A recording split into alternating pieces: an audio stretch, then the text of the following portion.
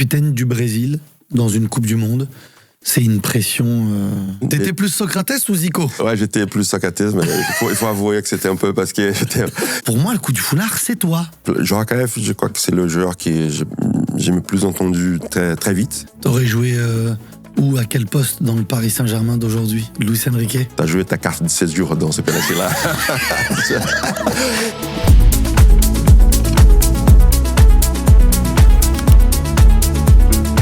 Bonjour à tous, bienvenue dans un nouvel épisode de Campo. Vous êtes de plus en plus nombreux à nous suivre, à regarder les épisodes de Campo. En revanche, il y a une stat qui fait mal. 90% d'entre vous, 90% de ceux qui nous regardent ne sont pas abonnés.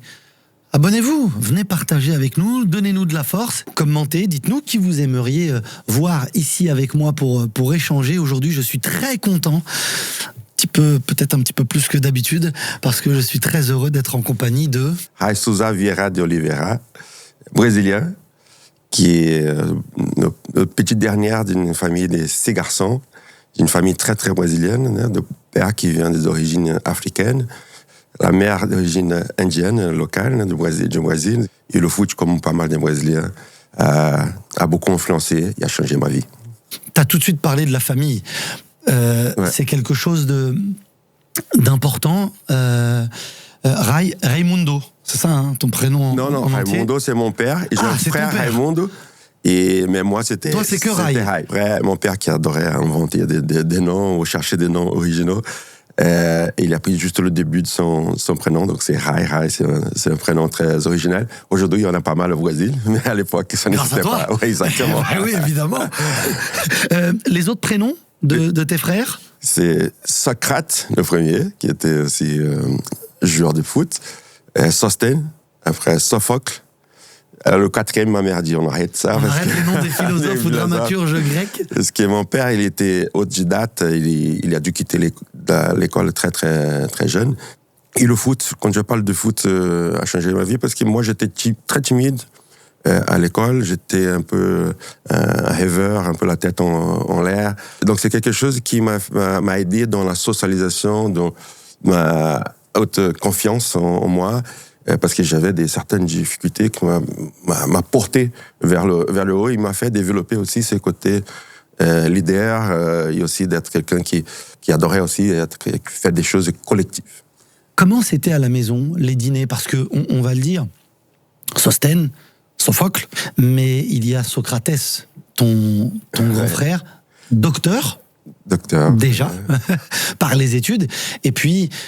faut le dire, d'abord, un immense joueur de football. Enfin, souvent, les gens disent la démocratie corinthiane, très impliqué dans la politique, docteur, mais d'abord un joueur de foot. Un génie. Hors norme. Je te le dis, ça me fait rire. Tu vois, tu as eu l'influence de ton papa, moi j'ai eu l'influence de mon papa aussi, et notamment par le foot. Je suis né en 82, juste après la Coupe du Monde. Ouais. Il ne me parlait que de 2 choses. L'Algérie qui avait battu la RFA, cette Coupe du Monde-là, évidemment. Mais surtout, le fait que la plus belle équipe de l'histoire du foot n'ait pas remporté la Coupe du Monde et que le plus grand joueur de l'histoire du foot, qui était donc Socrates pour lui, n'ait pas réussi à soulever ce trophée, en plus d'être une personne et un homme spécial. Oui. Bon, lui, il est le fils aîné, et on a 11 ans d'écart. Donc, je suis né, il avait 11 ans. Tu comprenais ce qu'il représentait? Pas encore, parce à cause de la médecine. Donc, je ne sais pas comment il faisait. Donc, la médecine et le foot en même temps, les études de médecine et le foot de haut niveau en même temps. C'est pour ça qu'il était un personnage dans le foot et un athlète. Lui-même, il ne se considérait pas athlète, parce que comme il faisait des études, après, il adorait aussi sortir avec les amis et tout ça. Il était très mince. Il l'appelait Magrand. Oui, Magrand. Le maigre aussi, son surnom. Exactement. Et donc, il était le talent, la technique, mais très, très intelligent dans le foot, dans la vie, mais dans le foot, au-dessus de la moyenne. Mais à la fois, après les déjeuners, mon père toujours nous a poussé aussi à réflexion sur la vie, sur le monde, sur le pays, surtout. Le Brésil, c'est un des pays, parmi les 10 pays les plus riches du monde, et aussi parmi les pays les plus injustes du monde. Mais le Socrates, le premier surtout, il a dit tant que tu termines pas la médecine, parce que lui, il n'a pas pu faire des études. Et lui qui était un passionné des études. Il a obligé ton frère, il a obligé Socrates, ton papa, à finir. À finir, parce que mon frère a commencé à 18 ans à l'université, mais il était à la Coupe du Monde 78 en Argentine. Il était parmi les 50, dans la liste des 50, et il faisait des études, 3e, 4e année de médecine. Donc il passait la journée à l'université, il s'entraînait quand il pouvait, et il jouait le week-end. Il était parmi déjà les 50 meilleurs du Brésil. J'imagine. Mais mon père, à l'époque, il n'avait pas cette glamour aujourd'hui qui existe autour de joueurs de foot. Donc, il a fini sa carrière sa université à 24 ans. Et c'est là, à 24 ans, qu'il part dans un grand club, c'est Corinthians. Mais comme joueur, il était tellement en dehors du foot. C'est exceptionnel aussi, comme personne, qui, parfois, on a tendance à oublier ce qu'il représentait. C'est sûrement un des joueurs le plus talentueux et plus impressionnant de voir jouer l'intelligence de ça de tout le temps. Ouais. Sur ce côté politique, il fait partie de ceux qui ont inventé la démocratie corinthienne. Avant d'expliquer ce que c'est, est-ce que tu peux nous dire le contexte? On est fin des années 70, début des années 80. Ouais. Le contexte au Brésil. Bon, déjà, 64 c'était le coup d'État au Brésil. Donc, on passe 20 ans. Et lui, à la fin des années 80, il est déjà à Corinthians. Et donc, petit à petit, à São Paulo, São Paulo, la ville, l'équipe Corinthians, il prenait une importance nationale.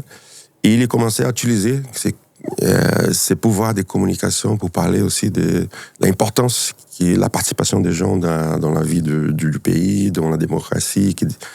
Et il y a même un grand acteur brésilien qui est plus jeune que Socrates, qui était très fan de Corinthians, je l'ai présenté un jour, il a commencé à pleurer, il avait déjà 35 ans, 40 ans.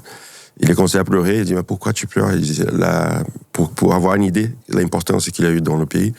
Et cet acteur, il a dit, c'est parce que c'est la première fois que j'ai entendu le mot démocratie, c'est ton frère qui a dit, parce que c'était presque interdit de parler de démocratie dans une pleine dictature très, très violente. Et lui, petit à petit, il commence un mouvement dans le club où tout le monde avait une voix, non seulement les joueurs, mais le staff, les salariés du club. Tous les salariés du club, c'était pas à l'intérieur du vestiaire? Non, seulement entraîneur. Ça a commencé à l'intérieur du vestiaire, et après, ils écoutaient tout le monde, la voix, l'opinion de tout le monde pour prendre des décisions. Et ils ont monté ce qu'on appelle la démocratie corinthienne. C'était un exemple, c'était possible. Le capitaine, le leader, c'était un exemple pour tout le monde. Et ça a contribué sûrement pour que le Brésil devienne une société libre, libre, ouverte à des opinions, à des participations, et aussi à des voix. On ne pouvait même pas voter pour le président de la République. Quand tu fais ça, c'est courageux. Est-ce que c'était aussi dangereux? Bon, c'était dangereux, bien sûr, parce que la dictature, à cette époque-là, était moins dure qu'au début. Par exemple, mon père, il a dû brûler des livres à la maison parce qu'il y avait des idées qui n'étaient pas des droites, d'extrême droite, qui étaient à faveur d'un système de dictature. Mais il y a eu plein d'impacts qui pouvaient avoir plein de conséquences pour lui. Donc, très, très courageux. Il a été menacé? Il avait déjà été menacé? On lui a fait peur? On a essayé de lui faire peur? Oui, il y avait c'était pas direct, mais il y avait des choses qui ont passé des messages pour qu'il arrivait. Mais bon, lui, je crois que le pays aussi était déjà dans un moment. Mais sinon, si c'était 10 ans, 15 ans avant, je crois que sûrement sa carrière aurait terminé. Quand il est décédé, je me souviens des hommages au Brésil. Et je me souviens, c'était le point. Oui, tous les stades. Tous les stades au Brésil avaient levé le point. Il a marqué l'histoire du foot. Le fait que le jour de son décès, tous les stades au Brésil, et surtout, bien sûr, à Corinthians, sont levés les bras. C'est parce qu'il représente une résistance pour un pays beaucoup plus humaniste et libre surtout, et qui respecte toutes les opinions. Tu es actif, t'as déjà vu à République prendre la parole. C'est quelque chose de très important pour toi, la politique, mais surtout la démocratie, normal. Brésil, l'humanisme, la société. L'humanisme, voilà, c'est surtout ça le côté humain. On n'entrera pas dans un discours politique, mais toi aujourd'hui, tu n'hésites pas à prendre la parole, être un leader humaniste, en plus d'être un leader tout court. C'est quelque chose d'important pour toi. C'est un héritage. C'est un héritage, c'est important, c'est naturel, mais à ma façon. Ouais. Moi, j'essaye aussi de participer des mouvements, des discussions d'amélioration de la qualité de l'école publique pour qu'il y ait des opportunités pour tous, l'association, qu'on peut parler après des Godelettra que j'ai monté pour des enfants depuis 27 ans déjà, des milliers et milliers d'enfants qui sont jeunes, donc il y a un accent sur le terrain aussi. Donc on a eu un gouvernement de 4 ans d'extrême droite, et malheureusement en pleine pandémie aussi, qui niait la science, donc il y a des milliers et milliers de morts à cause d'un imbécile qui est... Et là, c'était plus fort que moi, j'ai commencé à parler. Quand je parlais déjà, et quand j'ai vu un pays comme la France aussi, qui a des idées qui commencent, qui représentent un peu ce qu'on a vécu là-bas, aussi, c'était quand je monte là pour parler, on m'a invité parce qu'ils connaissent mon histoire, c'est que mes idées, donc je montais pour parler des idées, mais ce qui est sorti, c'est mes tripes, c'est les émotions, et c'est que je veux, ce que je veux pour un monde plus juste, plus humain. Socrates, il aurait fait quoi à cette époque? S'il avait vécu à cette époque-là? Lui, il était beaucoup plus radical, on veut dire, plus, moi, j'ai réfléchi plus pour parler d'une chose, mais comment on parle quand il y a des choses qu'on voit que c'est trop injuste ou qui va faire du mal aux gens, là, ça, quelque chose de prendre la place, et c'est le Socrates dans moi qui sort. On veut évoquer avec vous notre partenaire pour cet épisode de Campo. Merci à Emma Sleep de sponsoriser cet épisode. Le sommeil, c'est important au quotidien, évidemment. Quand on est sportif, on améliore nos performances. Quand on n'est pas sportif, mais pour le travail, on réfléchit mieux, on dort mieux et on est plus efficace. Moi, entre 2 voyages, pour commenter 2 matchs ou entre des épisodes de Campo, y a du sommeil à rattraper, le décalage horaire, les voyages en train, en avion ou en voiture. Quand je rentre, je veux pouvoir optimiser mon sommeil et bien dormir. Et pour ça, il faut obligatoirement une bonne literie. C'est là que notre partenaire entre en jeu. Les matelas Emma offrent une mousse à mémoire de forme qui s'adapte à toutes les formes corporelles et toutes les positions de sommeil. Le matelas Emma Original Light, par exemple, a reçu le qualificatif de meilleur choix dans les publications de l'UFC Que Choisir en mars 2025. En même temps, avec 22 cm d'épaisseur et 2 couches de mousse, que demander de plus? Il est doté de la technologie Ergocell, elle favorise la circulation de l'air dans le matelas, on se réveille tout frais. Les promos d'hiver Saint-Valentin sont juste complètement folles, jusqu'à moins 50% de réduction sur une large gamme de produits sur le site emma.fr, et en plus, vous avez 10% de réduction supplémentaire avec le code CAMPO dont on vous met le lien en description. C'est valable sur les produits en promotion du 6 au 16 février avec livraison gratuite. Vous aurez droit à un essai de 100 nuits, et si vous ne l'aimez pas, le retour est sans frais. Et au cas où, il n'y a pas que des matelas, il y a des oreillers, il y a des couettes, et il y a tout le nécessaire pour dormir et bien dormir. Pensez au surmatelas. Merci encore à Emma Sleep de sponsoriser cette vidéo. Qu'est-ce que t'as pris de lui dans le foot, à Socrates? Tu faisais beaucoup de talonnades, hein, t'en as marqué des buts. Ouais, c'est déjà... Tu faisais un autre geste que tu nous as appris à nous en France, on va en parler dans quelques instants. Mais qu'est-ce que t'as le plus pris de Socrates dans le foot? Bon, déjà, la passion pour l'art aussi, l'art du foot, et aussi l'art de meneur de jeu, d'organiser, de donner le rythme au jeu. Et ça, c'était une influence quand j'étais petit. Et quand j'ai démarré, quand j'avais des moments aussi, des matchs qui moins bien, et lui, un jour, il m'a rencontré, c'était au départ, et lui, il a dit... Écoute, quand tu vois que les choses passent pas bien, tu sors de ton là de milieu, de l'attaque, qui vient, prends le ballon, prends les responsabilités. Toi, tu es comme moi. On a besoin de donner le rythme, de participer, d'être tout le temps avec le ballon. N'importe que tu viens, tu fais un touche, tu reviens. Et après, c'est une chose. Donc, et c'est le plaisir de jouer et aussi d'y participer et d'avoir un rôle, de prendre ses responsabilités. Donc, quand on a du talent, quand on a des possibilités, si on se sent bien, il faut prendre ses responsabilités aussi sur le terrain. Qu'est-ce qui t'a influencé?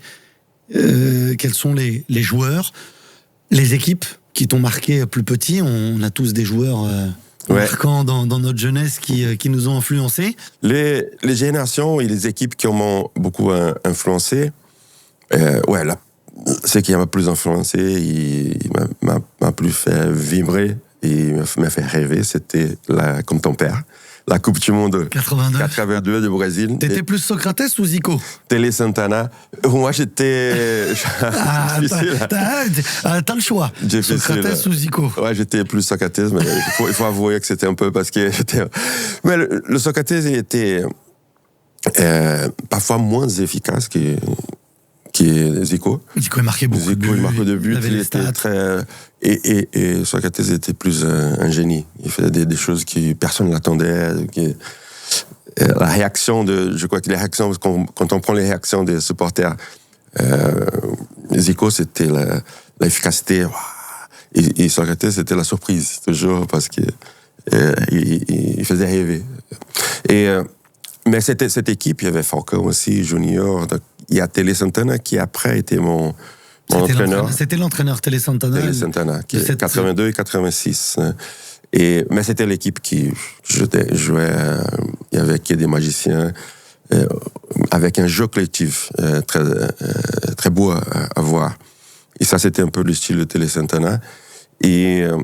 Et donc, il y avait un peu de chacun. Hein. C'était Junior qui était un des premières latérales. Avec la moustache. Ouais, qui jouait au milieu. Donc, c'était une équipe qui tournait. Donc, comme il y a eu la Hollande en 74, moi, j'étais encore petit, mais qui avait l'orange mécanique, comme on disait. Et 82 aussi, c'était une révolution. Ce qui Télé Santana a fait. Il y a cette équipe qui n'avait pas de position. Le joueur était milieu défensif, en même temps, il pouvait marquer, et latéral aussi, et avec une qualité exceptionnelle. Je crois qu'il est rarement, sans doute, peut-être pas la meilleure du monde, mais entre les trois premières équipes, les meilleures équipes du monde, sûrement, de tout le temps. Et après, des joueurs, donc Socrates et Zico, c'était déjà fait. Et parler en Europe, j'adorais Platini à l'époque, ouais. Et après Zidane, bien sûr, mais Platini, de mon époque, quand j'étais jeune, moi j'étais Zico, j'étais Zico, Socrates, il y avait Falcão aussi, qui est au milieu de terrain de Brésil, et en France, il y avait déjà un Platini aussi qui me faisait rêver. Ta carrière de footballeur, il y a cette explosion à São Paulo, ton club, ouais. Corinthians pour ton frère. Ouais, toi, à São Paulo, c'est un classico, c'est une vraie rivalité. Ça fait les trois clubs de São Paulo avec Palmeiras. Ça s'est bien passé quand t'as signé à São Paulo? Il n'y avait pas de problème. T'as joué contre lui ou pas? Non. Non, on a eu deux possibilités. Lui, quand il revient d'Italie, il a joué 1 an à Fiorentina. Quand il revient d'Italie, il joue à Flamengo. Et quand on devait jouer, lui, il était blessé. Et après, il joue au tout fin de sa carrière à Santos. Et moi, j'étais à São Paulo déjà. Et là, c'était moi qui étais blessé. Donc, c'était 2 opportunités. Ça t'a mis la pression d'être le frère de Socrates? Écoute, beaucoup. Rarement, on connaît des exemples partout dans le monde des frères, des fils, des joueurs très, très connus, trop connus et reconnus, qui n'arrivent pas. Et moi, ce que je dis, c'est que je n'avais pas le droit d'être un joueur moyen. Si c'était un joueur moyen, ou même bon, ou pas excellent, la pression serait énorme et je n'aurais pas devenu joueur sûrement. Ça m'a aussi fait un déclic aussi pour me compter des compétiteurs. Je vais prouver ma valeur. Ça. Et comme ça, je crois que il y a les deux choses qui étaient difficultés. En même temps, ça m'a devenu une motivation. J'ai dit, moi, je vais essayer donc, toutes mes défis après, dans la carrière, j'étais déjà prêt à affronter. Ça fonctionne bien, très vite, parce que tu gagnes tout avec São Paulo. Oui, tu gagnes tout au Brésil, tu gagnes tout sur le continent, et tu gagnes tout niveau intercontinental. J'emploie exprès ce mot, ça revient un petit peu, mais ça faisait longtemps qu'on n'avait pas entendu Coupe intercontinentale dernièrement. Ouais. Mais à l'époque, vous faites le triplé magique, comme avait pu faire Flamengo au début des années 80. C'était avec une Zico, équipe aussi qui m'a beaucoup inspiré. Avec Zico et Junior aussi, qui avait gagné le triplé. Mais tu gagnes tout avec São Paulo. C'était un moment aussi difficile pour le foot brésilien, parce que le Brésil était champion du monde en 70. Et depuis, le foot brésilien était un peu...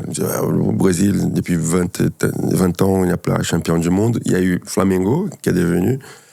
le mec qui est passé 2 ans, et après, il n'y avait pas de grandes équipes. Moi, j'arrive à São Paulo, comme toujours, j'ai 6 mois d'adaptation. Et après, avec Tele Santana, l'entraîneur, j'étais déjà plus à l'aise. J'ai commencé à faire des bons matchs. Je suis devenu aussi le capitaine, numéro 10 de São Paulo. Et on a tout gagné en 3 ans. On a tout gagné 2 Coupes Libertadores, comme c'était la Champions League de l'Amérique du Sud. 2 Libertadores, 2 Coupes intercontinentales. J'étais 5 fois champion de São Paulo, de l'État qui était très important à l'époque. Oui, champion du Brésil. Champion du Brésil, champion de São Paulo. Ouais. C'est un vrai trophée qui compte. À l'époque, c'était plus difficile encore d'être champion. Ouais. Donc j'ai gagné 5 fois. Donc on a tout gagné à cette époque. Et c'était un moment magique pour moi, parce que un an, moi, j'ai fait 4 finales. Et j'ai marqué 3 buts contre Corinthians une fois, 3 buts contre Palmeiras l'année d'après. Libertadores, j'ai marqué aussi. Coupe internationale contre le Barcelone, j'ai marqué 2 buts. Un coup franc ? C'était un coup franc, ouais, un coup franc. Il y a un autre centre de Müller. Et donc, un an, j'ai joué 4 finales, et j'ai marqué plus de 10 buts en finale. C'était un moment, j'étais juste avant de venir à Paris. Et c'est là que Paris te repère.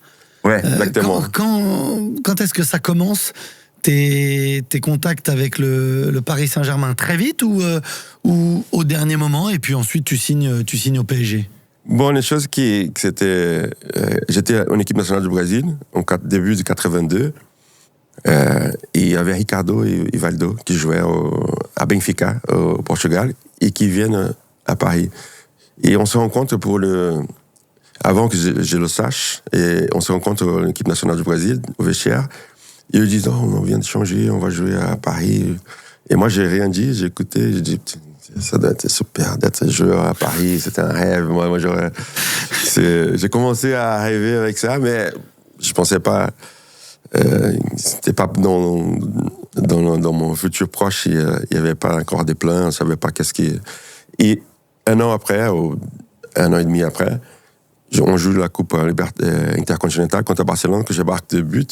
Et le agent de Ricardo et Valdo qui ont fait venir les deux, c'est là que Deniso avait le contact. Il dit, vous voyez, avec Rai, si c'est possible. C'est lui qui est venu me voir la première fois. Donc c'était une séquence. Il est venu au Brésil, Michel Deniso? Non, d'abord, c'était l'agent. Amanda, c'est Deniso qui l'envoie. Et on se parle au téléphone. Et après, ça a été vite, parce que bon, j'avais déjà cette envie. Il savait pas que tu avais déjà envie. Non, il savait pas. Qu'est-ce qu'il te dit comment il te parle, lui, pour te convaincre ou te donner envie du Paris Saint-Germain, sachant que tu as déjà envie et que tu es content qu'il t'appelle? Ouais, des copains m'ont beaucoup aidé. Mais moi, différemment par rapport à d'autres joueurs, parce qu'à l'époque, c'était le destin des joueurs brésiliens, c'était Italie, Espagne, surtout Italie à cette époque. Et de temps en temps Angleterre, mais qui n'avait pas beaucoup de monde non plus. Et la France, il n'y avait pas beaucoup de Brésiliens qui venaient ici. Et moi, j'étais attiré toujours pour la ville, pour l'histoire, la France, d'une certaine façon. Donc c'était quelque chose aussi en dehors de foot qui m'a attiré. Lui, il ne savait pas. Et quand Deniso, quand on se parle, il y avait quelqu'un, bien sûr, qui fait la traduction. Il parlait du projet Paris Saint-Germain pour devenir. Donc c'est défi aussi. Comme avec São Paulo, on a tout gagné. Il y avait un nouveau défi, un club qui représente la France, la capitale de la France, avec des ambitions. Donc c'était le projet Canal Plus à l'époque. Et je crois que c'est mon envie personnelle plus, c'est cette nouvelle ambition du club et le défi d'arriver dans un nouveau projet. Pour moi, c'était parfait. Parce que c'est pas le Paris Saint-Germain d'aujourd'hui. À l'époque, tu le disais, le Paris Saint-Germain a un titre de champion de France dans les années 80. Ce n'est pas le même rayonnement qu'aujourd'hui, au début des années 90 en Europe. C'est notre réalité. Il y a le Milan, le grand Milan de Berlusconi avec Van Basten, Gullit et Rijkaard. Il y a le Barça qui est aussi un grand club. En France, c'est plus Cruyff, Barça des Cruyff. En plus, voilà, le Barça de Cruyff. En France, c'est l'Olympique de Marseille qui a fait une demi-finale de Coupe d'Europe, une finale de Coupe d'Europe et qui en 93 va gagner la Coupe d'Europe. Donc c'est surprenant de te voir aller au Paris Saint-Germain, mais on comprend un petit peu mieux l'histoire de la France et l'image que pouvait avoir Paris pour toi. Personnel. Et je le savais aussi que c'était la ville de Paris qui c'est une ville qui est passionnée par le foot, mais pas que. Donc il y a plein de choses. Et comme j'adore aussi la culture, les activités culturelles, quelque chose qui va au-delà. Et ça m'a beaucoup aidé aussi dans ma adaptation ici en Europe. Le fait de vivre, à l'époque, je vivais à côté de Paris, près de Saint-Germain-en-Laye, à Croissy-sur-Seine, petite ville tout proche du Camp des Loges. Ouais, tout proche du Camp des Loges. Et donc, je venais assez souvent à Paris. Mais le fait d'avoir cette richesse culturelle, c'est quelque chose que je tenais bien et qui a fait toute la différence pour ma qualité de vie, pour avoir envie d'amener aussi ma famille. À l'époque, j'avais déjà 2 enfants. T'aurais pu te balader comme tu te baladais avant, aujourd'hui dans Paris, t'imagines ? T'es le capitaine du Brésil, très vite, et on va en reparler, tu deviens champion du monde.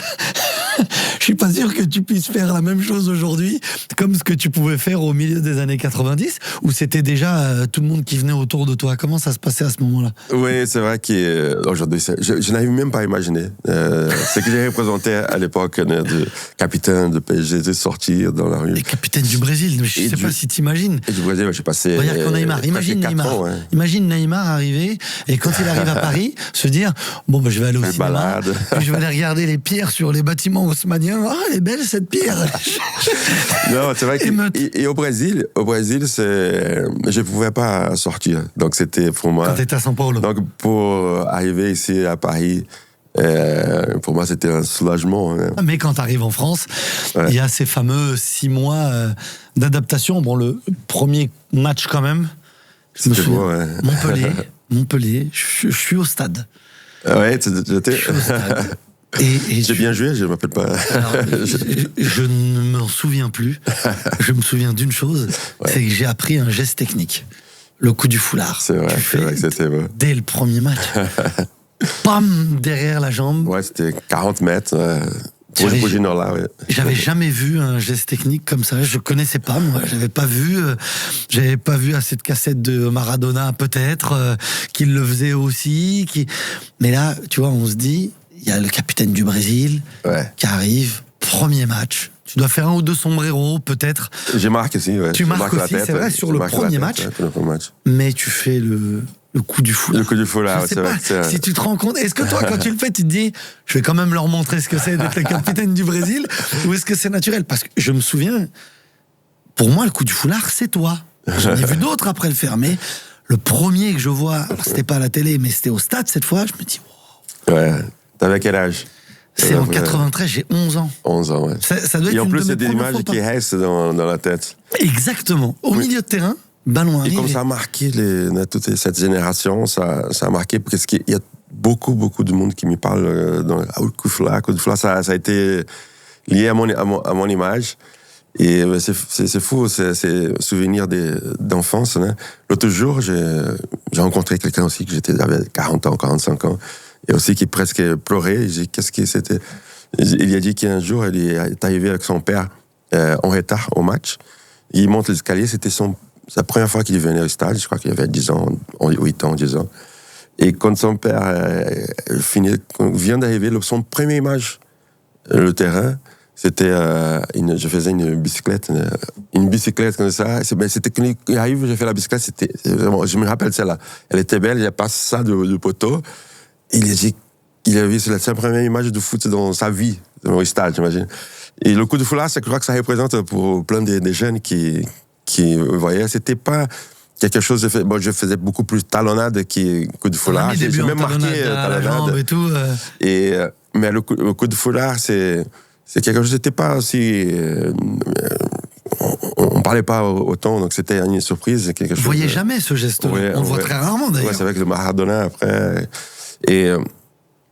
Mais c'était naturel, et j'étais content que ça a marqué les gens, et ça donnait aussi côté brésilien, d'artiste brésilien. Avec le numéro 10. Mais je t'assure que c'est un grand souvenir. Ça fait tellement plaisir quand j'entends ça, comme tu m'as dit là. Parce que c'est des choses qui vraiment font rêver. Les 6 mois donc sont difficiles. Il y a ce premier match, il y a ce but contre Montpellier, il y a ce coup d'éclat exceptionnel, et après c'est vraiment dur. Ouais. Les 6 premiers mois sont difficiles. Je m'appelle que le deuxième match j'ai bien joué, les 2 premiers matchs j'ai bien joué. Je crois que c'était le fait d'arriver, l'euphorie et tout ça. Mais après, ça a pris un peu parce que en plus, je crois qu'il y a un peu de mon caractère. Quand je parlais que j'étais timide, j'ai changé pas complètement. Donc quand j'arrive dans une ambiance où je connais pas les gens, pas mal, même si j'avais Ricardo Vado, mais je parlais pas français, je connais pas comment ça fonctionnait les choses, j'ai besoin de me sentir plus à l'aise. Et en plus de ça, je crois que la principale raison, c'est que j'avais presque 3 ans sans vacances. Donc je jouais au Brésil, j'ai joué 95 matchs. Donc c'était 95 matchs par saison. Pendant 3 ans. Et les vacances, je jouais pour l'équipe nationale. Donc c'était, à un moment donné, je sais pas, 2-3 mois après, il y avait la Coupe du Monde. Donc je voulais pas m'arrêter, parce que ça pouvait, pour la Coupe du Monde, ça pouvait être compliqué. Mais j'aurais dû. Et Arthur Georges, qui était l'entraîneur à l'époque, il disait, tu veux pas t'arrêter quelques semaines, un mois. J'aurais dû l'accepter. Donc j'étais la fatigue plus l'adaptation, soit famille, tout ça, qui ça compte aussi pour quelqu'un comme moi. T'as pas eu la lucidité de te dire, je coupe un petit peu, pourtant Arthur Georges, entraîneur portugais, tu pouvais échanger en portugais avec lui, exact. Avec la grosse moustache. Oui, je crois que ça sert comme exemple pour d'autres athlètes, pour des jeunes. Parce que parfois, quand on est bon, on a le talent, on est champion du Brésil, on est capitaine de l'équipe nationale. Je pense à un joueur comme Hakimi, par exemple, qui a tout joué, une année 2024-2025 folle. Pas de vacances l'été parce qu'il fait la Coupe du Monde des clubs. Il travaille avec la Ligue des Champions, avec le Paris Saint-Germain de championnat, la Coupe d'Afrique des Nations. Il s'arrête jamais. Il s'est blessé. On l'a blessé, mais il s'arrête jamais. Tu vois, ça m'a fait penser à lui, cette accumulation de matchs et de pression. Mais ça sert parce qu'on a tout ça, on a confiance, on sait qu'on a du talent, mais on est des humains. Donc il y a le côté physique et le côté mental aussi. T'étais usé mentalement? J'étais usé mentalement, ouais. C'était la première fois, pas au début, quand je suis arrivé, mais 3 mois après, quand ça marchait pas, 3 mois, 4 mois, ça marchait pas, c'est la première fois que j'ai eu 1-2 mois que j'avais pas de plaisir à jouer. C'était la fatigue mentale. Aujourd'hui, ce serait le burn-out. On parle aujourd'hui. Aujourd'hui, on reconnaît plus la fatigue mentale, la santé mentale. Et je crois qu'à l'époque, c'était fatigué, c'est pas une question pure émotionnelle, mais fatigué du stress qui représente le foot, la pression, tout le temps. On a besoin de se poser. De temps en temps. Donc, parfois, on se croit un Superman qui en peut tout. Et donc, ça, c'est une leçon pour la vie aussi. Qu'est-ce qui t'a fait prendre conscience de cette difficulté-là?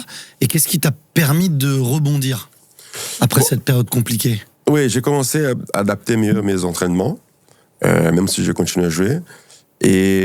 Et aussi, surtout, parce que je suis arrivé au mois d'octobre, c'était en plein hiver. C'est ma première fois de ma vie que je voyais la neige, les terrains gelés, pour moi, c'était... Terrains gelés, c'est notre planète, pour moi. C'était pas là, on n'est pas... jouer au foot, pour moi, c'est pas terrain gelé. Et l'entraînement aussi, hein. Donc, à chaque hiver, j'ai perdu 3-4 ongles du pied. À cause du froid? Ouais, à cause du froid, ouais. Et donc, quand j'étais déjà mieux à niveau de la santé mentale, on peut dire, hein, j'étais déjà motivé, un peu plus relax, ma famille était déjà mieux adaptée.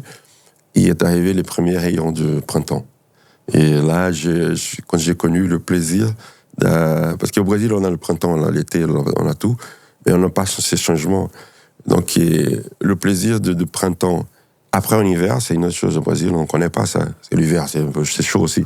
C'est chaud, il y a toujours au moins le soleil, Et donc, quand ça est devenu un peu comme on est parti de la nature, hein, comme on est fleur. Tu t'es rouvert. Il s'est rouvert, et après, j'étais déjà mieux.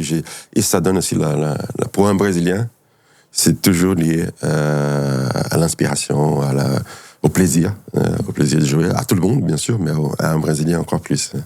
Il y a eu une période, comme l'équipe du Paris Saint-Germain, où vous étiez fort, si tu veux rappeler l'équipe que vous aviez à cette époque-là, quand vous êtes si compétitif pendant pas mal d'années. On a parlé de Youri Djorkaeff, de Ginola. Djorkaeff, je crois que c'est le joueur qui j'ai le plus entendu très, très vite. La façon de jouer, moi, on s'entendait bien sur le regard. Il est très intelligent aussi, un joueur très intelligent. Bon, toujours Bernard Lamagne, un gardien déception. Le chat, il y avait Alain Roche qui était devenu équipe nationale, Ricardo qui a continué quelques années encore. Et donc, il y avait une super équipe. Et bien sûr, on ne peut pas comparer aujourd'hui parce que les moyens étaient moins. Il n'y avait pas 15 joueurs internationaux dans l'équipe. Mais c'est une équipe avec de très très bons joueurs et qui avait un collectif très fort. Et là, je suis devenu non seulement aussi, je crois que fort, en forme, inspiré, mais aussi, je commençais à parler, donc devenu un de... Qu'est-ce qui a été le déclic? Ouais, la performance, je crois que aussi le rapport, mon rôle comme leader, ça a été toujours avoir des bons rapports avec des différentes personnalités. Donc, à bout de moment, j'étais très copain avec plusieurs personnes. Quand des moments, le lien aussi entre l'entraîneur et les joueurs, entre le dirigeant et les joueurs, j'étais très à l'aise. Et aussi, je crois que l'exemple, toujours aussi, notre côté, c'est l'exemple, soit l'entraînement, à l'engagement dans le match. Je crois que ça légitime aussi une leader. Et je crois que je me rappelle, à la fin de la première saison, il y a eu un match il y a eu un problème de violence avec les supporters. Et le club avait fait quelque chose que les supporters quelque chose que les supporters n'ont pas apprécié. Et c'est un match contre Monaco aussi, à la fin de la première saison. Donc, les supporters sont venus pour faire une protestation, une manifestation. Donc, ils sifflaient tout le match. Pendant le match? Pendant le match. Le club, le PSG. Et c'était pas contre un joueur, c'était contre le club. Et il y a eu un penalty. Et moi, c'était encore la première saison. C'était déjà mois d'avril-mai. Donc, c'était déjà le printemps, je me sentais déjà mieux. Et là, mais les gens pensaient que j'étais encore quelqu'un qui n'était pas adapté. Hein. Et là, quand il siffle le penalty, moi, je prends le ballon. Je mets le ballon par terre pour le penalty. Et le public continuait à siffler. Déjà, j'étais pas encore quelqu'un qui... Faut y aller, hein. Et donc, quand tu dis le déclic, il y a des moments qui disent il faut... écoute, il faut montrer que tu as la sollicitude. Donc, c'est une sorte aussi des premières, par des leaders. Okay, écoutez, tout le monde est contre nous, laisse-moi, je vais le frapper. Même si j'étais pas là. Il siffle toujours quand tu poses le penalty. Ouais, exact. Et je marque, ils ont pas célébré. Je marque, je prends le ballon et je l'amène. Et juste après le match, il y a Ricardo qui m'a dit, et là je dis là, ça y est, j'ai pris mes responsabilités, d'ici, ça va marcher. Et j'arrive au vestiaire, il y a Ricardo qui est sous la douche, il me regarde et dit, t'as joué ta carte de 16 jours dans ce penalty-là. T'as gagné. La saison d'adaptation, au moment compliqué, tout est contre, tu prends le penalty, tu marques pas, ça serait compliqué. Quand est-ce que tu t'es senti le plus fort au Paris Saint-Germain? Sur la troisième saison. Je me rappelle d'un match contre Nantes, qu'on gagne 5-0 au parc. Nantes, j'avais une super équipe. C'est un peu la bascule entre le Nantes et vous. Vous reprenez le leadership. Et ouais, j'ai marqué 2 buts. Il y avait Djorkaeff, c'est un super match. Bon, l'équipe était Louise, toujours. Mais je crois que c'est la troisième saison. La première, c'était l'adaptation. La deuxième, c'était déjà bien. Même si Louise, quand elle est arrivée aussi, il m'a beaucoup aidé, mais en même temps, il était, est-ce que ça va marcher, est-ce que ça va pas marcher? Et là, à chaque fois qu'il me faisait rentrer, je marquais. T'étais pas toujours titulaire? Ouais, au départ, non. Avec lui, c'était pas toujours titulaire. Il faisait la rotation. Il fait la rotation souvent. Mais il voulait aussi me provoquer. Comment il va réagir? Hein? Et moi, je venais d'arriver de la Coupe du Monde. Mais moi, j'ai bien réagi d'une façon positive. Donc, il appréciait aussi. Et après, ça marchait. Mais la troisième, là, je m'appelle le début de la troisième saison. Les 3-4 premiers matchs, j'ai marqué à chaque fois. J'étais moyenne au premier 10 matchs, un but par match. Et là, je sentais aussi que tout le groupe, le joueur, le club, c'est le joueur qui va avoir un rôle important pour les prochaines saisons. T'aurais joué où, à quel poste dans le Paris Saint-Germain d'aujourd'hui, Luis Enrique? À ton avis, comment t'aurais été utilisé? T'aurais été au milieu? T'aurais été un petit peu plus haut? Comment, toi qui étais à la passe, mais qui marquait beaucoup de buts, il y a ça, t'avais les statistiques, en plus d'avoir l'inspiration et la magie brésilienne. Ouais, je crois que j'aurais joué un peu devant les 1-2 milieu défensif aussi, mais un peu plus avec une caractéristique toujours d'être souvent dans la surface, marquer des buts. Moi, j'ai passé 1-2 matchs sans marquer. Pour moi, c'était déjà comme une allergie. J'ai marqué. Bien sûr que j'étais pas l'avant-centre qui devait marquer tout le temps, mais pour moi-même, quand je passais 2 matchs, c'était comme une allergie. Aujourd'hui, il faut que je marque. Donc, j'ai jamais passé 3 matchs sans marquer. Et ça me servit. Donc, j'avais besoin de ces côtés. Et je crois que ça irait bien avec lui aussi. Quand on voit les joueurs que tu as cités tout à l'heure, Valdo, Ricardo, Youri Djorkaeff, David Ginola, Georges Weah, alors je cite que les joueurs offensifs. Tu as cité, on n'a pas parlé de Ricardo, tu as cité Bernard Lama, Alain Roche, évidemment. Mais tu t'es déjà arrêté en disant wow, sur ce joueur-là, quand même. Il est fort, tu vois, il y a des joueurs qui t'ont impressionné. Tu parlais tout à l'heure de Youri Djorkaeff. Quel est celui au Paris Saint-Germain qui t'a le plus marqué dans sa façon de jouer? Pas le plus fort, hein. Ouais. Celui qui t'a le plus marqué. Plus marqué, je crois que c'était j'ai joué qu'une saison, mais je crois que c'était Georges Weah et on parlait d'attaquant. Bernard, pour moi, la saison qu'il fait, qu'on est un champion de France, 13-14, il fait une saison. Mais bon, c'est un gardien, c'est toujours différent, mais c'est un niveau que j'ai jamais vu. Mais dans le jeu, l'entraînement, c'est ça, c'était Georges. La puissance, la force, la technique aussi pour Georges Weah. David n'était pas loin, mais Georges était impressionnant. La force, les gestes, le frappe, la vision de marquer, comment utiliser sa puissance aussi. Et on a vu juste après, on voyait tous les jours à l'entraînement, on a vu sur le terrain au PSG, mais juste après, on a vu le but qu'il marque contre Milan avant qu'il gagne la Ballon d'Or, qui sort de toute sa puissance, ce talent. Et là, il montre tout ce qu'il a. Et avec qui est-ce que tu t'es le plus éclaté à jouer au Paris Saint-Germain? Youri? Tu parlais d'Youri tout à l'heure? Ouais, Youri. Sûrement. Mais il y avait Deli Valdés qui était le buteur panamien, qui est quelqu'un qui s'entendait. Donc, Moi avec Yuri et Deli s'est éclaté devant. Le match contre Nantes, c'est celle où Deli Valdés fait la talonnade et où il fait le piqué. Ouais, exact. Oui. Ouais, Alors, vous pouvez aller sur YouTube juste après la vidéo, juste après l'épisode Campo, vous tapez Yuri Djorkaeff Nantes. Et vous vous régalez pour parler du ballon piqué. Il avait pris 2 piqués parce que tu en avais mis un aussi dans le match. C'était sa soirée. C'est quoi ta plus grande émotion au Paris Saint-Germain?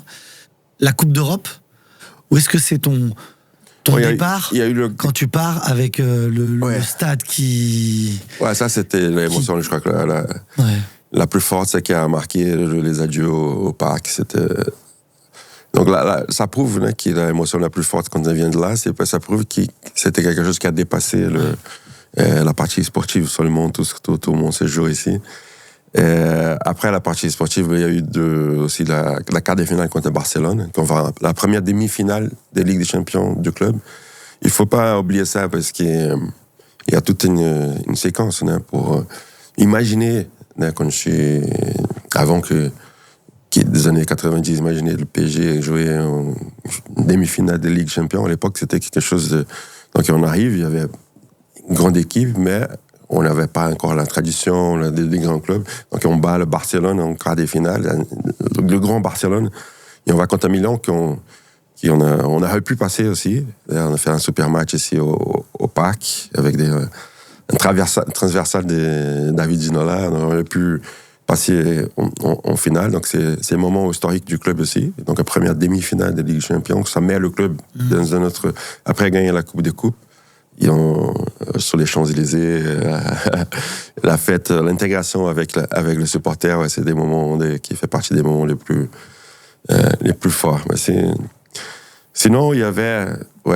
Je crois qu'une fois que j'ai m'adapté, il y avait ces plaisirs quotidiens aussi, de l'entraînement, d'habiter dans une petite ville à côté de son entraînement à Saint-Germain, de mes amis français. Donc il y avait ce côté aussi. Mais au club, c'était ces moments-là qui étaient les plus marquants. T'as pas voulu le frapper, le coup franc de Bruno Ngotti contre le Rapide de Vienne? Non, c'était le seul regret, c'est que je me blesse. Ouais, tu fais pas. C'est Yuri Djorkaeff qui le laisse tirer. Et Yuri dit je l'ai laissé, ou ça compte pas se dé parce qu'il le décale. Mais oui, c'est ton seul regret, ce truc-là de. Alors, vous la gagnez, cette Coupe d'Europe, mais de pas pouvoir la jouer. Ouais, c'était parce que il y a eu des quarts de finale, la Corogne. Moi, j'ai marqué 2 buts contre Parme. Je ne sais pas si c'était demi-finale au quart de finale. Contre Parme, je marque 2 buts au Parc, j'ai fait un super match. Donc j'avais une séquence de saison, il y a des matchs, des super matchs en Coupe des Coupes, quand on gagne. Et peut-être que c'est pour ça aussi que le défenseur a pris ma cheville. Mais on a une finale qu'on a gagné contre la Rapide de Vienne, on aurait pu gagner peut-être si j'étais resté encore plus facilement. Mais il y a eu des grands matchs même avant. Mais c'est vrai qu'il n'est pas participé. Il y avait mes 5 frères dans Socrates qui sont venus du Brésil pour voir la finale. Et moi, 10 minutes, il y a eu le coup que j'ai pris. Ma cheville, j'ai mal même aujourd'hui. C'est vrai? T'as encore mal de la finale? Il est venu pour me casser. Mais après, tes rails... Même pas expulsé, fait expulser. Ouais. Oui, c'est... pendant la... sur ce geste-là, tu prends le coup... Il y a la victoire à la fin. Est-ce que tu as un petit truc qui te dit on a gagné, mais... Non, c'était... J'aurais voulu, mais bien sûr j'étais content, heureux, comme tous les autres. J'ai pas de regrets là-dessus. Mais bien sûr que je crois que j'aurais mérité de faire partie de tout le match, de finir le match pour fêter en jouant dans le match. Mais bon, c'est le destin. On a bien fêté ça après ici à Paris. Et après, on fait une autre finale contre Barcelone. De Ronaldo. De Coupe de Ronaldo. Donc c'était une séquence incroyable. Demi-finale Ligue des Champions, 2 finales de suite, Coupe de Coupe. Mais j'ai pas... On peut pas tout avoir dans sa carrière. L'émotion avec le Paris Saint-Germain, l'émotion avec São Paulo, et puis l'émotion avec le Brésil aussi. Tu parlais tout à l'heure de la pression que que vous aviez tous 24 ans sans gagner la Coupe du Monde. Pour le Brésil, enfin c'est impensable. Depuis 70, c'est le Brésil de Pelé. Le Brésil n'avait pas gagné de Coupe du Monde dans les années 70, c'est très dur. En 74, 78, 82, c'est la plus belle équipe peut-être de l'histoire du foot et ça ne gagne pas avec l'Italie notamment. 86 avec l'équipe de France et le quart de finale. T'arrives à la Coupe du Monde 94. Après une saison au Paris Saint-Germain où tu finis en étant performant, mais t'es capitaine du Brésil. La pression que ça doit être. Ah oui. Même les jeux des matchs éliminatoires, non? En 93, c'était fou parce qu'au Brésil, 24 ans sans gagner, pour nous, c'est quelque chose... Et là, il va faire 24 ans aussi, cette année. J'allais venir tout à l'heure sur l'équipe du Brésil actuelle. Et donc, à chaque Coupe du Monde qui passait, la pression montait. S'il y a une équipe performance qui joue bien, bien, ils ne gagnent pas, ça ne suffit pas. Donc, ça touchait la fierté des Brésiliens. Donc, il fallait gagner. Donc, c'est toute cette pression. L'entraîneur aussi, moi, le capitaine, on l'a eu. Et il y a eu le dernier match des qualifications, Brésil-Uruguay, au Maracanã. On pouvait même au match nul, mais si on perd, on ne serait pas à la Coupe du Monde. La première fois de l'histoire du Brésil qu'on pouvait être... Seule équipe, seul pays à avoir joué toutes les Coupes du Monde. Ouais. Et au Maracanã, il y avait 5000 personnes. Donc on a passé et on a gagné 2-0 contre deux buts de Mohamed au Maracanã pour se qualifier pour les... Et on arrive là-bas, oui, il y avait cette pression. Il y avait un groupe aussi très solide. Ça, c'était très important, vital pour qu'on gagne. Et on commence bien. Moi, je marque un but contre la Russie. J'étais élu le meilleur joueur de... Donc, j'étais déjà mieux, mais en même temps, toute cette pression et cette opinion public qui mettait en cause l'équipe, tout ça, un peu comme vous avez passé aussi en 98. Oui, en 98 avec l'équipe de France. Exactement. Et donc, l'équipe a dû passer chaque match, sont 7 matchs pour être champion. Chaque match, c'était une bataille incroyable, avec plein des pressions et des difficultés. Ça dépend, en dépendant de matchs qu'on affrontait. Il y a le Cameroun aussi dans votre... Ouais, il y a la Russie, on gagne 2-0. Quand j'ai marqué, on gagne 3-0 le Cameroun. Mais quand même, le Brésil n'était pas content. Il faut gagner la Coupe du Monde. Et la Suède. La troisième, c'est la Suède, 1-partout. Et là, avec le but Romario, c'est des pointes de Kenneth Anderson qui met la tête contre le très grand attaquant. Il était immense. Ils ont fait une super Coupe du Monde. Ils sont demi-finalistes, encore contre vous.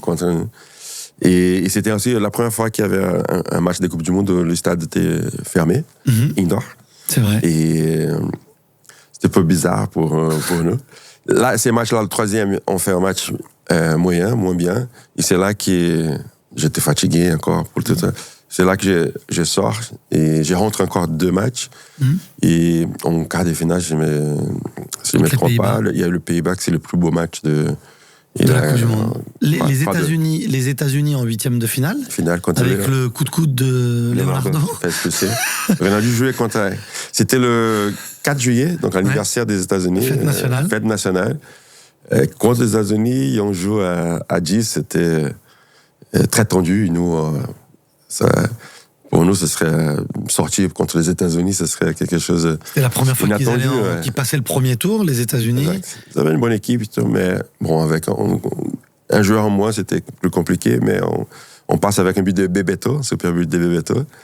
Et après, en demi-finale, la Suède, je rentre en deuxième mi-temps, c'était 0-0.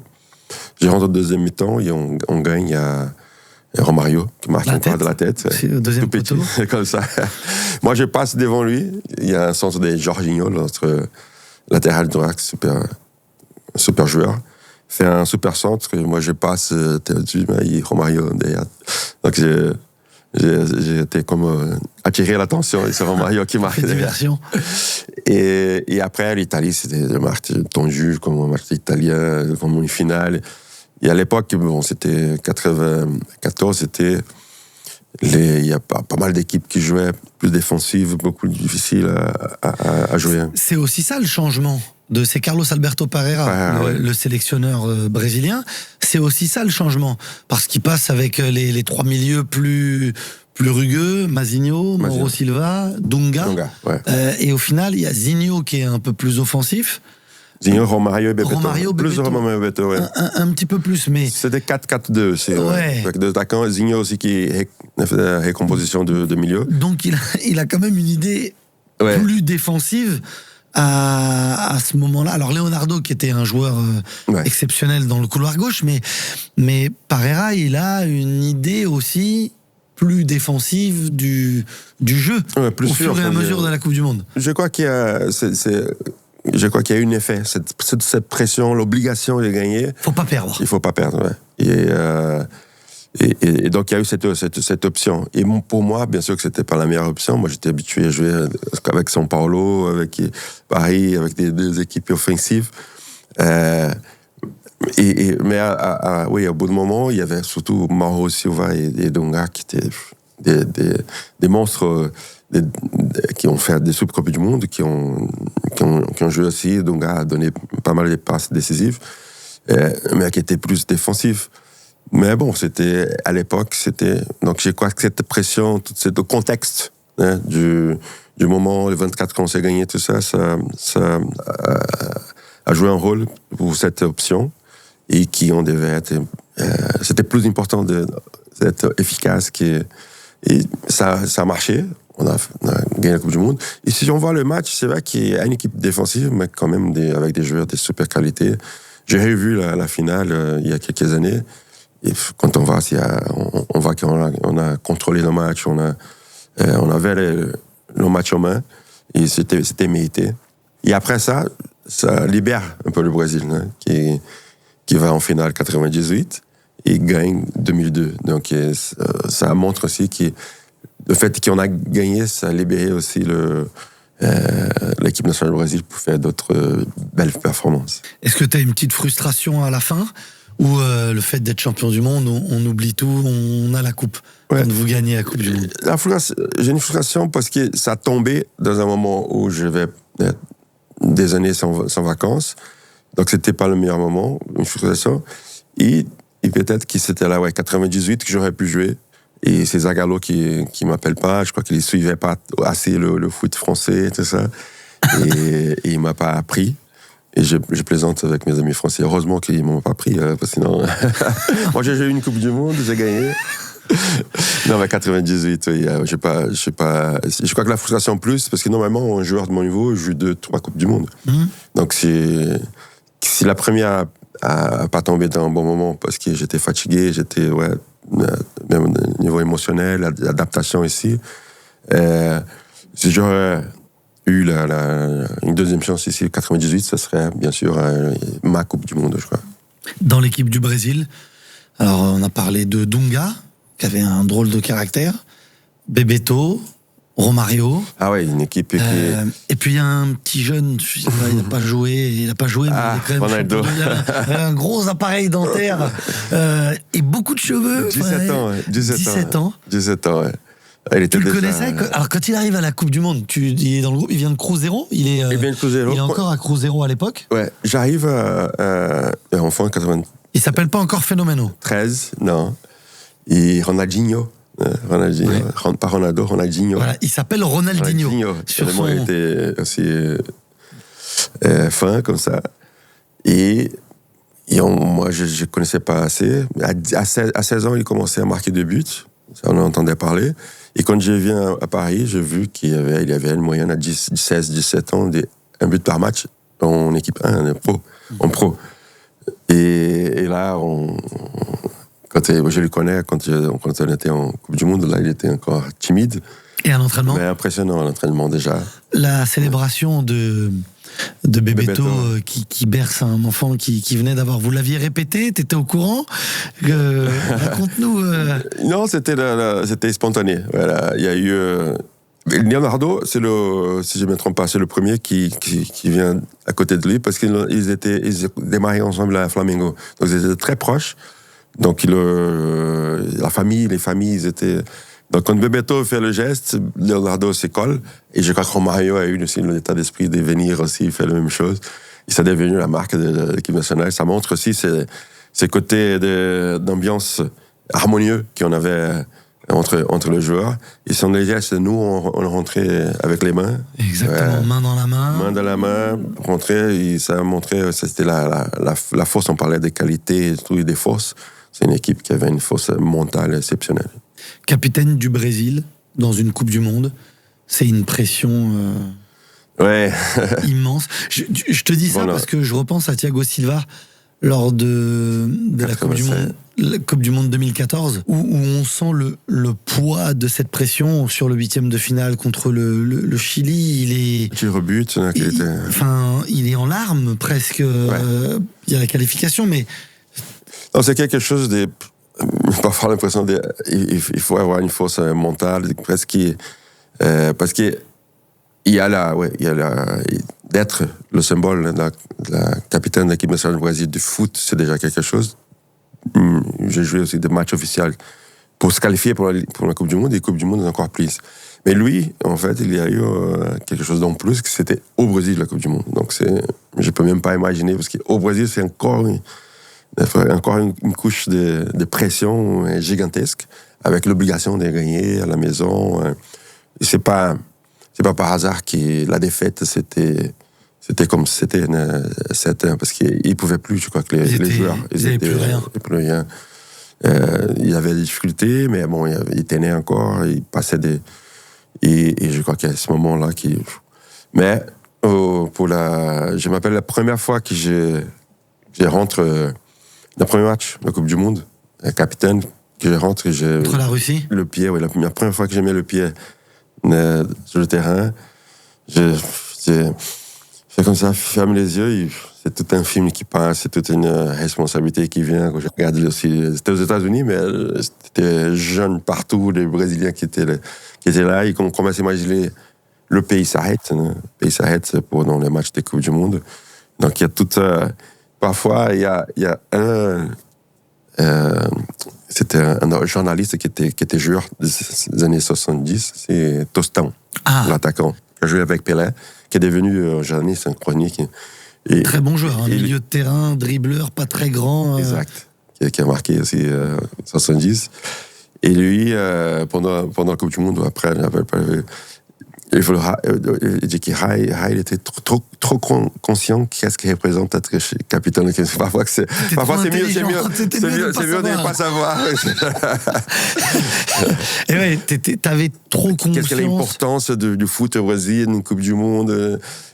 Si tu réfléchis trop, après c'est difficile. Il faut pas trop réfléchir, il faut y aller. Ta carrière de joueur est immense. Par le palmarès, déjà on ne pourra pas faire mieux que champion du monde. Ta carrière de joueur au-delà du palmarès dans le jeu, tu as bien conscience qu'elle a marqué des gens. Je te parlais du coup du foulard, tu me disais que le petit, la première fois qu'il vient, c'est la bicyclette. Tu penses qu'on va retenir quoi de toi quand on parlera encore et toujours de ce côté footballeur? Tu penses qu'on parlera plus de ton style de jeu ou de ce que tu as représenté au Paris Saint-Germain? Alors, je peux pas trop te dire par rapport au Brésil, parce que je connais pas sur São Paulo. São Paulo, j'étais aussi un des meilleurs joueurs de l'histoire de São Paulo. Ici, tu as été élu joueur du siècle par les supporters du Paris Saint-Germain. Donc, des 50 ans, des 50 ans. Ce sont des marqueurs forts quand on...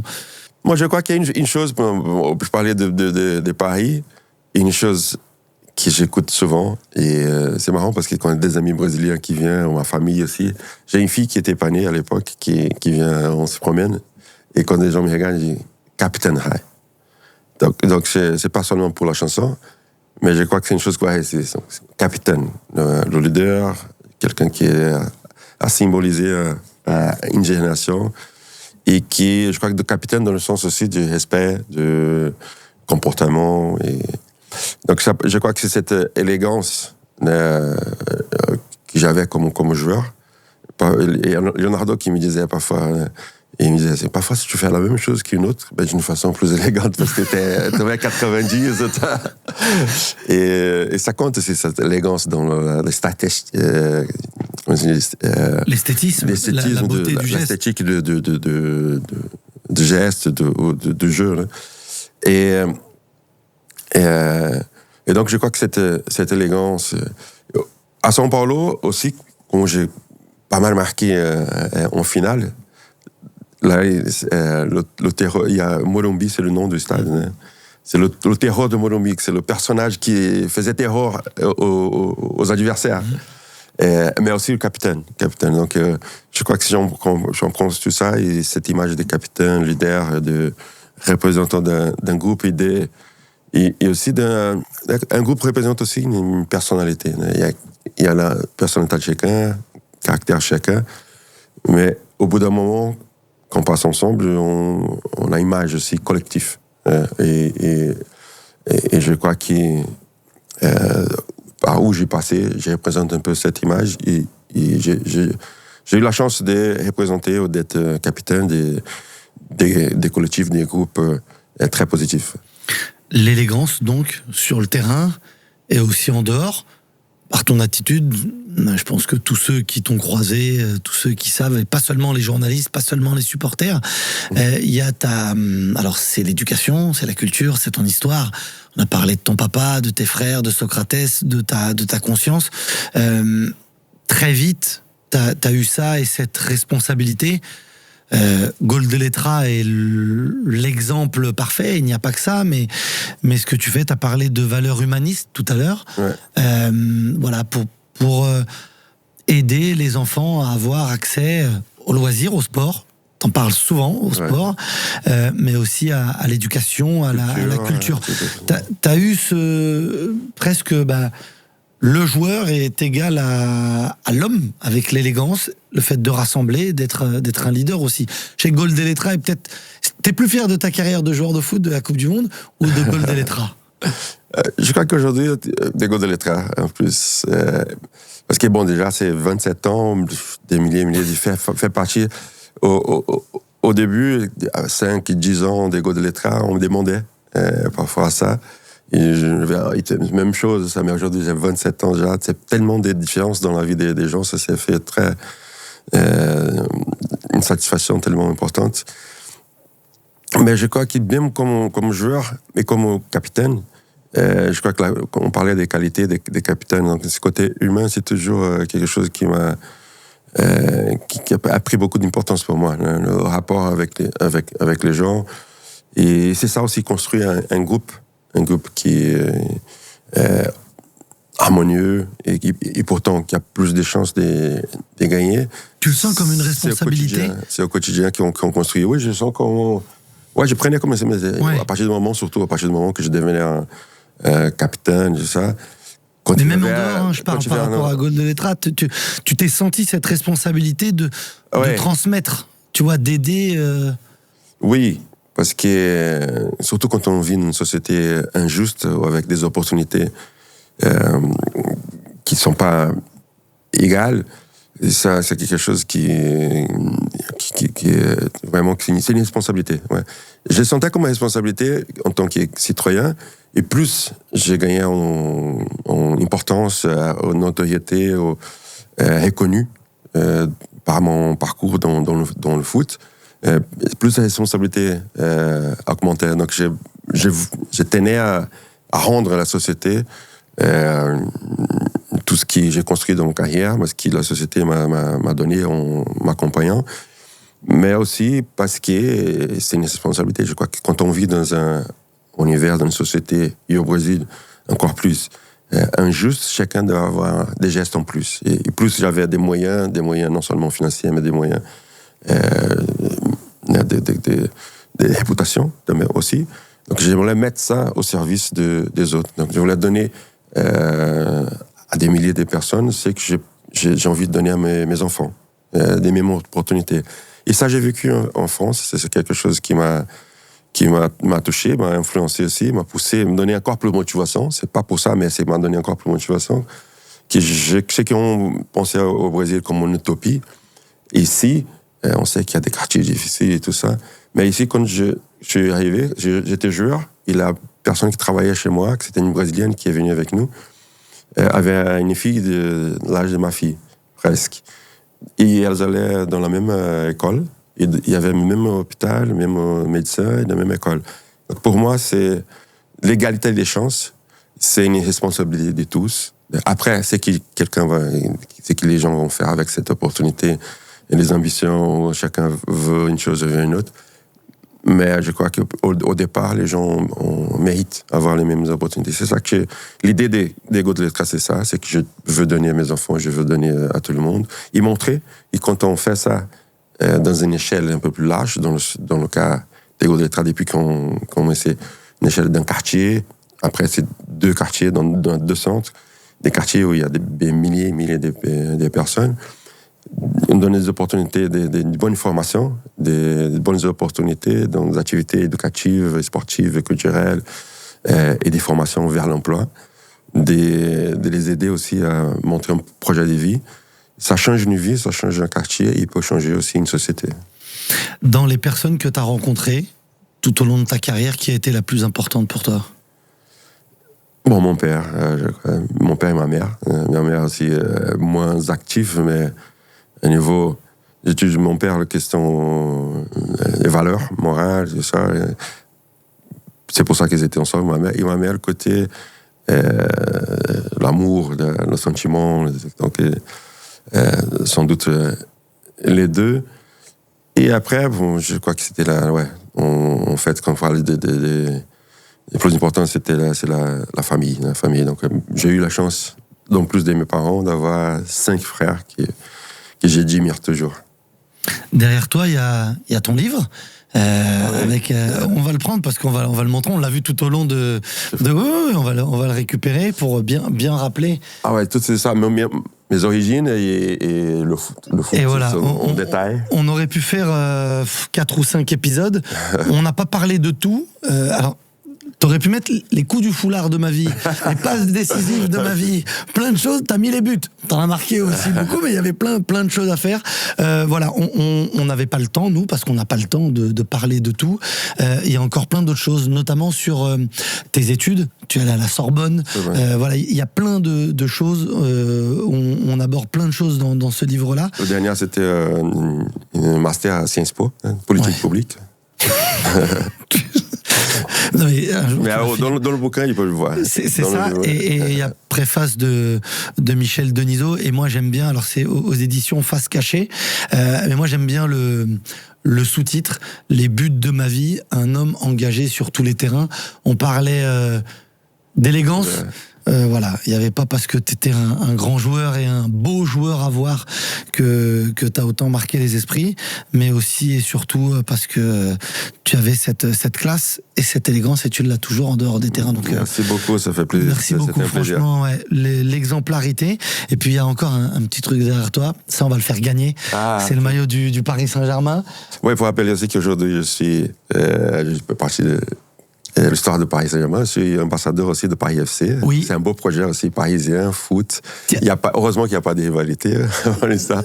Mais c'est un très beau projet aussi. Un projet aussi qui a commencé dans la banlieue parisienne, avec un club formateur, comme celui que tu as commencé, le Racing. Le Racing, exactement. Le grand joueur aussi, on n'a pas parlé de ça, mais tu as ton côté joueur aussi. Exactement, mais c'est vrai qu'il y a eu des grands joueurs au Racing aussi. Mais PFC, je suis fier de faire partie de cette aventure depuis 3 ans, qui a commencé là en Ligue 2, qui ont monté, qui a une équipe des filles qui joue la Ligue des Champions. Donc on parlait de passion des Parisiens pour le foot, qui grandit, qui a des places pour un deuxième club. Mais aussi, je suis très, très fier aussi d'avoir fait partie de l'histoire de Paris Saint-Germain dans le maillot. Ils peuvent gagner, c'est ça? Ouais, ils peuvent gagner le maillot. Okay. Non mais regarde, vas-y, regarde-le le maillot. On a trouvé ça. C'est le vintage. Exactement, avec Rai, ce maillot de Rai fourni par Eternal Pitch que vous pouvez gagner. Merci encore une fois, Rai, d'avoir été... Une histoire qui va continuer. Exactement, une histoire qui va continuer. On va parler. Viens au Racing.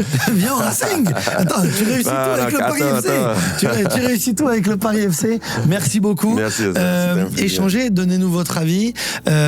Tenter abonnez-vous sur les différents réseaux sociaux, commentez, dites-nous qui vous aimeriez voir après Rai sur le fauteuil de Campo en notre compagnie, et puis on va vous faire gagner ce maillot légendaire d'un joueur légendaire du Paris Saint-Germain. Merci beaucoup et à bientôt sur Campo. Ciao. Merci beaucoup Rai. Je vous en prie, un plaisir.